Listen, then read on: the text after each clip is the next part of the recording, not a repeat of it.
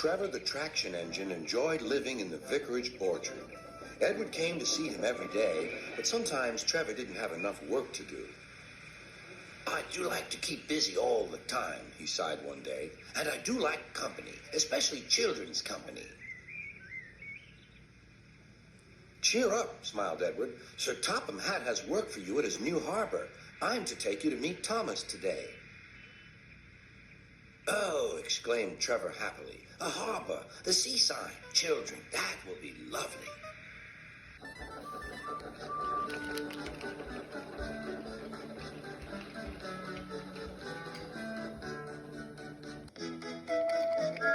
Thomas was on his way to the harbor with a trainload of metal pilings.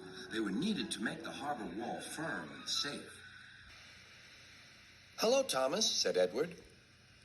This is Trevor, a friend of mine. He's a traction engine.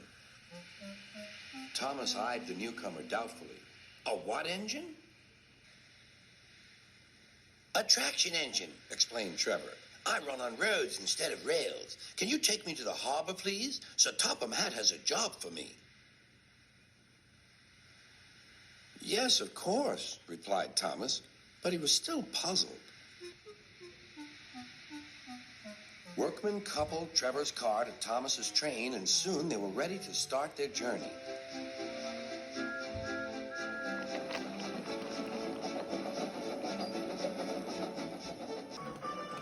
I'm glad Sir Topham Hatt needs me, called Trevor. I don't have enough to do sometimes, you know. Although I can work anywhere. In orchards, on farms, in scrapyards, even at harbors. But you don't run on rails, puffed Thomas. I'm a traction engine. I don't need rails to be useful, replied Trevor. You wait and see.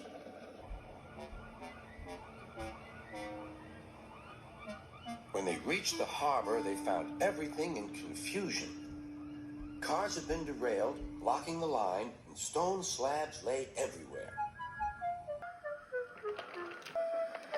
We must get these pilings past, said Thomas's driver.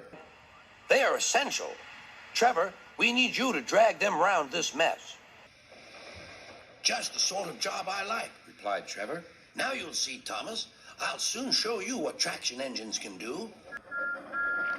Trevor was as good as his word. He dragged the pilings clear with chains and towed them into position.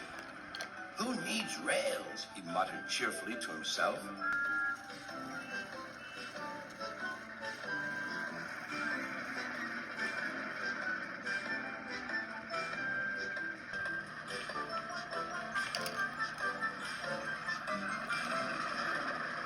Later, Thomas brought Annie and Clarabelle to visit him.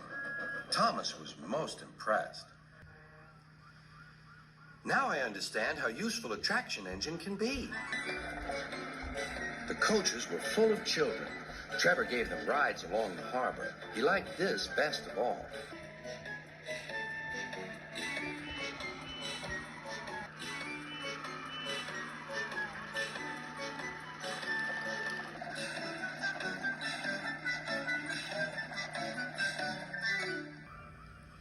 He's very kind, said Annie. He reminds me of Thomas, added Clarabelle. Everyone was sorry when it was time for Trevor to go. Thomas pulled him to the junction. A small tear came into Trevor's eye. Thomas pretended not to see. He whistled gaily to make Trevor happy. I'll come and see you if I can, he promised. The vicar will look after you, and there's plenty of work for you now at the orchard, but we may need you again at the harbor someday. That would be wonderful, said Trevor.